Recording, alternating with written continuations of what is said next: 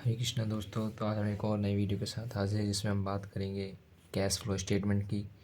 जैसे कि हम जानते हैं ये थोड़ा लंबा भी चैप्टर है, तो ठीक, लेट्स स्टार्ट। सबसे पहले हम जानेंगे कि कैश फ्लो स्टेटमेंट होता क्या है। कैश फ्लो स्टेटमेंट बहुत ही इंटरेस्टिंग, बहुत ही अच्छा चैप्टर है जिसमें हम यही देखेंगे कि कैश कितना आया, कैश गया। हम इसी के बारे में इसमें डिटेल में चर्चा करेंगे। तो सबसे पहले हम जानेंगे कि इसकी डेफिनेशन क्या है, कि इसका मतलब क्या होता है। कैश फ्लो, कैश फ्लो क्या है? एक स्टेटमेंट है। Cash flow is a statement which shows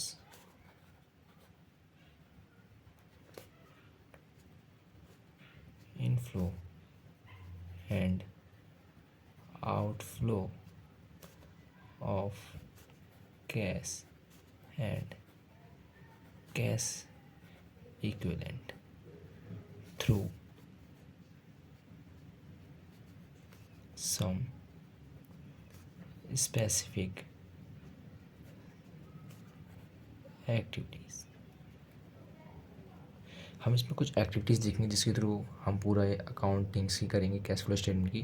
तो कितनी तरीके की एक्टिविटीज़ होती हैं? There are 3 types of activity. कौन कौन सी? पहला, ऑपरेटिंग एक्टिविटी।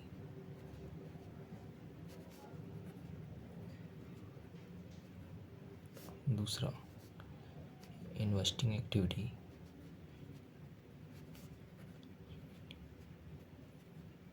और लास्ट, फाइनेंसिंग एक्टिविटी।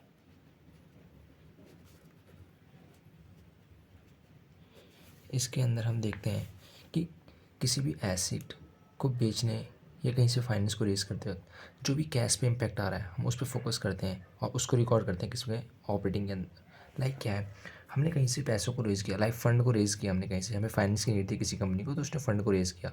तो फ़ंड को जो रेज़ किया उससे जो पैसा है वो तो अलग है, दूसरे उसमें आएगी, दूसरे एक्टिविटी पर। इससे जो इम्पैक्ट पड़ा, लाइक हमने कोई कंपनी ने शेयर इशू करे तो उस पर क्या हुआ, इनको डिविडेंड देना पड़ रहा है। और जैसे कि इन्होंने क्या है, डिबेंचर इशू करे तो इनको इंटरेस्ट देना पड़ रहा है। तो जो इम्पैक्ट है, लाइक इंटरेस्ट जो देना पड़ रहा है, वो इम्पैक्ट इसमें आता है। बट इसका अमाउंट जो है, जैसे कि डिबेंचर इशू करे तो ये नहीं आएगा, बट इसका इम्पैक्ट जो है, जो उस पर जा रहा है लाइक इंटरेस्ट, वो इसमें आता है। ठीक है। और जो ये डिबेंचर की मैं बता रहा हूँ वो फाइनेंसिंग एक्टिविटी का पार्ट है। ठीक है। बट कोई किसी भी एक्टिविटी लाइक इन्वेस्टिंग हो चाहे फाइनेंसिंग हो चाहे कोई भी एक्टिविटीज़ हो, इनमें उसका जो इम्पैक्ट है प्रॉफिट या लॉस का, वो इस पर देखा जाएगा, इस पर पड़ेगा। बट इसका जो अमाउंट है, कोई शेयर्स इशू कर रहे हैं या डिबेंचर इशू कर रहे हैं, तो इसका इम्पैक्ट फाइनेंसिंग एक्टिविटी पड़ता है। ठीक है, हम आगे देखेंगे। तो सबसे पहले ये जो अकाउंट्स हैं, ये जो एक्टिविटीज़ हैं, वो किसी न किसी अकाउंट के नेचर पे बेस्ड होती हैं। तो जैसे कि जो ऑपरेटिंग है वो नॉमिनल अकाउंट पे बेस्ड है, नॉमिनल नेचर की अकाउंटिंग होती है। इसमें हम पढ़ेंगे नॉमिनल नेचर के आइटम्स होते हैं, ये नॉमिनल नेचर पे बेस्ड होता है। और ये रियल अकाउंट, ठीक है, यानी कि एसेट से रिलेटेड। और ये होता है हमारा पर्सनल अकाउंट से रिलेटेड, पर्सनल अकाउंट से रिलेटेड होता है। ठीक है। और इसमें हम देखेंगे, मैंने तो ये बात कर ली कि ऑपरेटिंग एक्टिविटीज़ क्या होती हैं। इन्वेस्टिंग में क्या, investing means real means assets, जो भी एसेट्स होती हैं लाइक नॉन करेंट एसेट्स हो गए और फिक्स एसेट्स, इनसे रिलेटेड अगर कोई भी इनकम हो रही है या लॉसेज हो रहे हैं तो हम माइनस करेंगे, इनकम हो रही है तो प्लस करेंगे।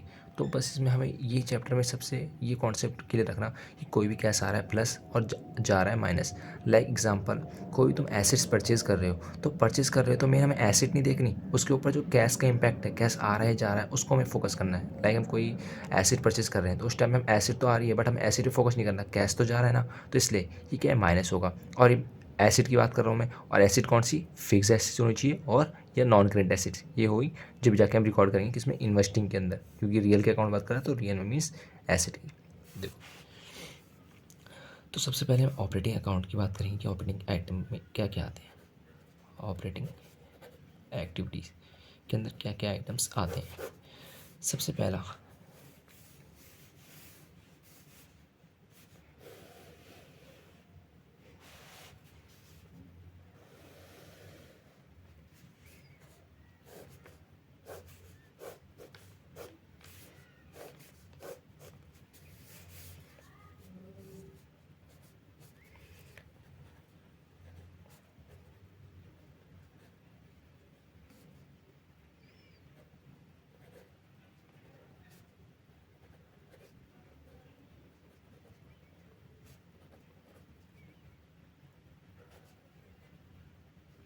हमें सबसे पहले net profit before and extra ordinary item की नीड होती है, जो कि मैं आपको वर्किंग नोट में शो आउट करूँगा।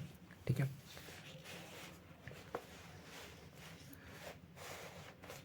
वर्किंग नोट के लिए हम नेक्स्ट पेज लेते हैं। तो सबसे पहले हमें निकालना है इसको क्या, या कोई इसी के नीचे कर लेते हैं। कोई देखो, सबसे पहले मुझे बिफोर निकालने के लिए क्या करना पड़ेगा, कोई भी मेरे को कोई भी डिविडेंड पे करना हो, डिविडेंड मैंने उस टाइम पे, ये बिफोर निकाल रहा हूँ मैं। ठीक है, सब ये क्या है, आफ्टर गिवन है। मुझे क्वेश्चन में क्या आफ्टर गिवन रहेगी, क्या आफ्टर गिवन रहेगी, क्या net profit after tax and extra ordinary item. ठीक है, तो उसमें क्या है, डिविडेंड पेड होगा, डिविडेंड पेड, या इंटरिम डिविडेंड होगा, इंटरिम डिविडेंड। ठीक है, या प्रपोज्ड डिविडेंड और जनरल रिजर्व्स और provision for tax.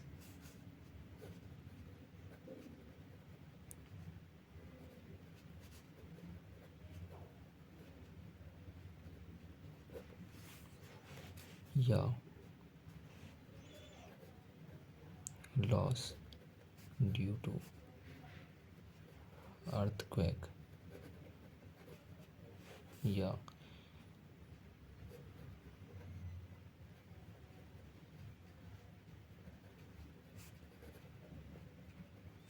Insurance claim receipt. ठीक है, तो इसमें क्या है, हमें देखो, हमें यहाँ पे net profit after tax and extra ordinary item given है। ठीक है, क्वेश्चन में गिवन रहेगा। तो आफ्टर गिवन है तो मुझे सबसे पहले किस पे आना होगा, बिफोर पे आना होगा। तो आफ्टर आता कैसे है, आफ्टर आता है जब हमने सारे डिविडेंड्स पे कर दिए होते हैं और जनरल रिजर्व्स वगैरह जो हमने क्या कर दिए होते हैं, अलग से हमने निकाल दिए होते हैं, हमने प्रॉफिट से अपना रिजर्व बना लिया होता है, तो हमारे प्रॉफिट से निकाल के साइड कर देते हैं ना जनरल रिजर्व बना के, तो वही बताया जा रहा है। तो net profit after tax, after after कब आता है, सारा डिविडेंड पे करने के बाद, प्रपोज डिविडेंड जनरल रिजर्व बना दिया था, उसके लिए अलग से अमाउंट निकाल देता, तो उसको देने के बाद प्रोविज़न फॉर टैक्स जो हुआ था, टैक्स देने के बाद। ठीक है, और लॉस हुआ था तो लॉस भी हमने माइनस करा होगा उसमें। ठीक है, और जो इंश्योरेंस क्लेम था वो क्या हमें मिला था, तो क्लेम मिला, पैसा आया था तो उस टाइम में प्लस करा था। तो इन सबको हम अपोजिट कर देंगे। लाइक उस टाइम पे क्या करा था, उस टाइम पे हमने आफ्टर पे आए थे, तो आफ्टर पे कैसे आए, डिविडेंड हमने पे कर दिया था, उस टाइम पे हमने क्या कर दिया था, माइनस। तो इस टाइम पे हमें बिफोर पे आना था, प्लस करेंगे। ठीक है, उस टाइम पे हमने डिविडेंड दे दिया था शेयर होल्डर्स को इन। ठीक है, तो उस टाइम पे हमने माइनस करा था, आफ्टर पे आने के लिए तो हमें बिफोर पे आना है, तो इसी दोबारा से प्लस कर देंगे। ऐसे ही हमने उस टाइम पे आफ्टर पे आने के लिए हमने क्या है, रिजर्व के लिए अलग से पैसे निकाल दिए, तो उस टाइम से अपने उसमें माइनस कर लिया था। अब हमें बिफोर पे आना है तो प्लस कर देंगे। और उस टाइम पे हमने कोई टैक्स पे कर दिया था, टैक्स पे किया था तो हमने क्या है, माइनस करा था उस टाइम पे, तो वापस से बिफोर पे आने के लिए प्लस कर देंगे। और ड्यू टू लॉस हुआ था, तो लॉस हुआ तो हमने उस टाइम पे अपने उसमें से माइनस करके हम आए थे आफ्टर पे, तो बिफोर पे आना है तो दोबारा से प्लस कर लेंगे।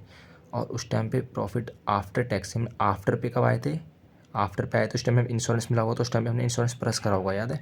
तो हमने किया उस टाइम में इंश्योरेंस प्लस करा होगा आफ्टर में, बट हमें बिफोर पे आना है, तो उस टाइम पे जो प्लस किया था इस टाइम पे बिफोर पे आने के लिए उसे माइनस कर देंगे। ठीक है, तो इसको हम करने के बाद हमारा क्या आएगा, हमारा आएगा net profit before tax and extra ordinary item. तो ये सारे अमाउंट्स करने के बाद हमारा ये जो अमाउंट आएगा,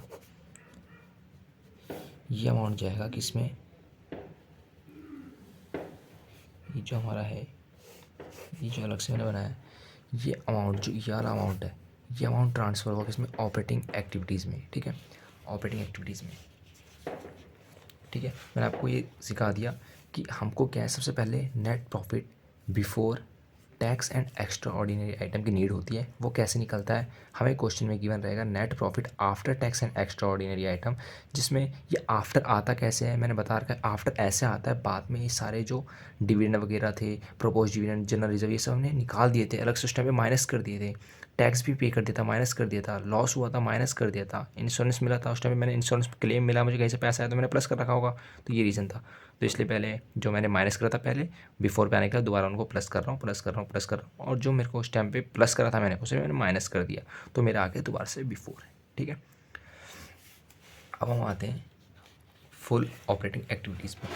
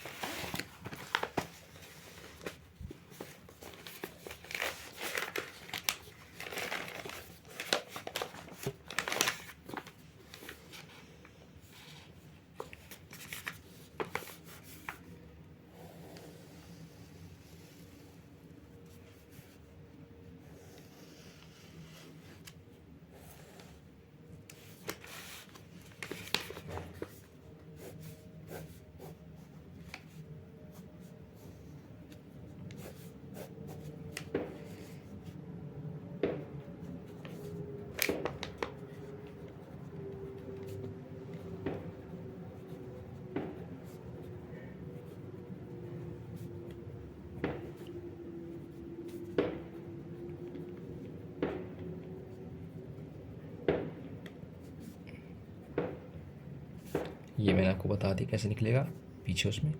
ठीक है, मैंने पीछे उसमें आपको बता दिया। और अब हमें क्या करना पड़ेगा, ऐड करना होगा क्या, non cash charges and losses. वो जो मैंने आपको पीछे दिखाया था वो ऑपरेटिंग वाला, वो कैसा था, वो मैंने सबको उस टाइम पे ये निकाल के दिखाया था ये। ठीक है, आप अलग से वर्किंग नोट में भी सॉल्व आउट कर सकते हो, या आप डायरेक्टली क्वेश्चन के अंदर जो तुम आंसर लिखोगे तो उसमें भी डायरेक्ट कर सकते हो। ठीक है, तो कोई दिक्कत नहीं है, तो मैंने उस टाइम पे आपको पीछे से अलग से दिखा दिया, आप इसमें भी कर सकते थे। ठीक है, तो हम अब पूरा फॉर्मेट के थ्रू ऑपरेटिंग एक्टिविटी बना रहे हैं, फुल ऑपरेटिंग एक्टिविटी जिसमें सारे आइटम्स आउट होंगे। Non cash charges and losses, ठीक है, लाइक डेप्रिसिएशन, जो कि ऐसे जो लगता है, और अमोर्टाइजेशन, गुडविल, पेटेंट, ट्रेडमार्क, सब पे लगता है जो। और जैसे कि मैंने आपको बताया, loss on sale of fixed asset, interest पे करना पड़ रहा है मुझे, इंटरेस्ट ऑन बैंक ओवरड्राफ्ट या डिबेंचर या एनी कोई भी लोन हो सकता है। ठीक है, इन सब पे जो पे करना पड़ रहा है। और प्रीमियम ऑन रिडम्पशन और डिस्काउंट ऑन डिबेंचर, जो कि हमारे क्या करना है, इनको ऐड करना है, non cash charges and losses को ऐड करना है, depreciation, amortisation, loss on sale of fixed asset, interest on bank overdraft, premium on redemption और डिस्काउंट ऑन डिबेंचर। ये हम शेयर्स पे जो भी हम इशू करते हैं तो उस पर जो डिस्काउंट लगता है, उस पे जो लगता है वो जो डिस्काउंट है वो हमारा क्या है, इसमें आ जाएगा ऑपरेटिंग में। और लेस कर देंगे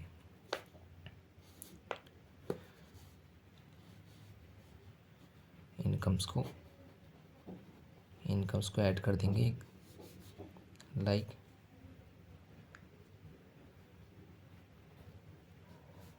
सेल, या कह सकते हैं प्रॉफिट कह देंगे, profit on sale of fixed asset.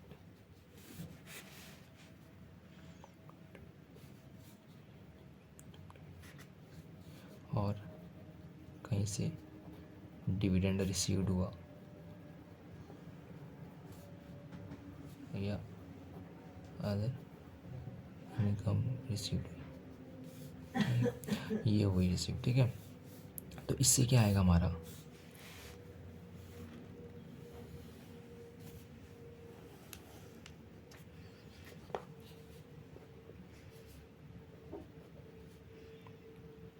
Operating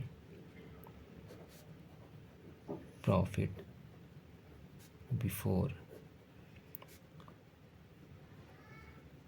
working at charge. ठीक है, operating profit before working capital eight charge. जब हम इसमें ऐड कर देते हैं, क्या ऐड कर देंगे, डिक्रीज इन एसेट और इंक्रीज इन लायबिलिटी।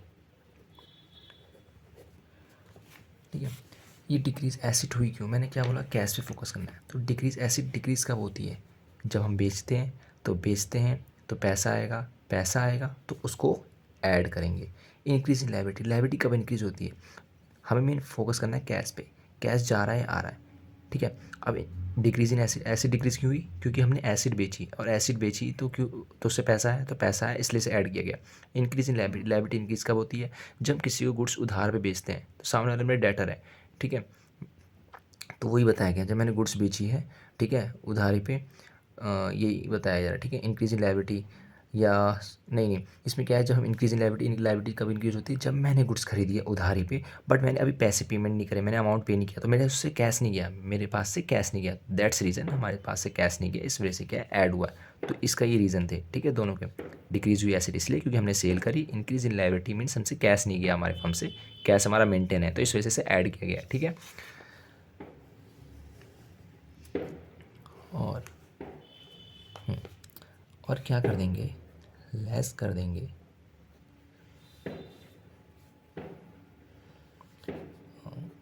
इंक्रीज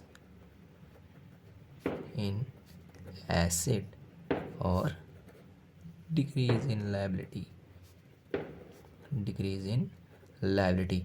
अब इसका क्या रीज़न है, इसको क्यों लेस किया गया, इसलिए किया गया इंक्रीज इन एसेट। जब इंक्रीज एसेट कब होती है, जो हम परचेज़ करते हैं, और परचेज़ करते हैं तो हमारे पास से कैश जाता है, तो कैश जाता है तो हम इसलिए इसको लेस करेंगे, क्योंकि हम क्या पढ़ रहे हैं, कैश फ्लो। क्या कैश फ्लो शो करता है, कैश फ्लो, इनफ्लो और आउटफ्लो। इनफ्लो को ऐड करेंगे, आउटफ्लो को लेस करेंगे, तो यहाँ पे हमारा क्या आउटफ्लो हो रहा है कैश का। अब लायबिलिटी डिक्रीज कब होती है, जब हम किसी को पेमेंट करते हैं, लाइक आपको किसी को पेमेंट करनी थी 20,000 रुपये, आपने क्या है पेमेंट कर दी। ठीक है, उनको पेमेंट कर दी, तो आपके पास से लायबिलिटी डिक्रीज होगी ना, तो डिक्रीज होगी, और एक्चुअली हमें कैश को फोकस करना है, कैश तो गया ना तुम्हारा, तो इस वजह से कैश गया, तो इसलिए इसको लेस किया गया। ठीक है, ये हुआ। तो इसको करने के बाद हमारा क्या आएगा, operating profit after working at charge. ठीक है, हमें फोकस करना है आफ्टर और बिफोर। ठीक है, हम ये करने के बाद हमारा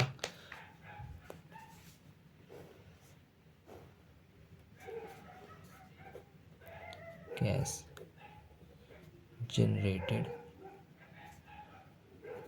फ्रॉम ऑपरेशन, यहाँ तक हमारा कैश आया। इसमें से हम लास्ट में लेस कर देंगे टैक्स पेड।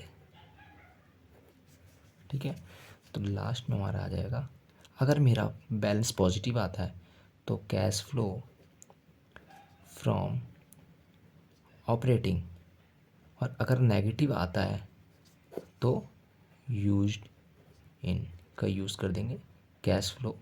ठीक है, ये यूज्ड इन लगा देंगे तो हमारा क्या है, ये बता दिया जाएगा कि नेगेटिव में बैलेंस है। ठीक है, देख लो एक बार आप दोबारा से।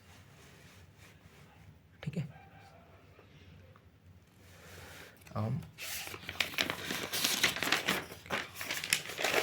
ऑपरेटिंग कर लिया हमने, अब इन्वेस्टिंग पे चलते हैं।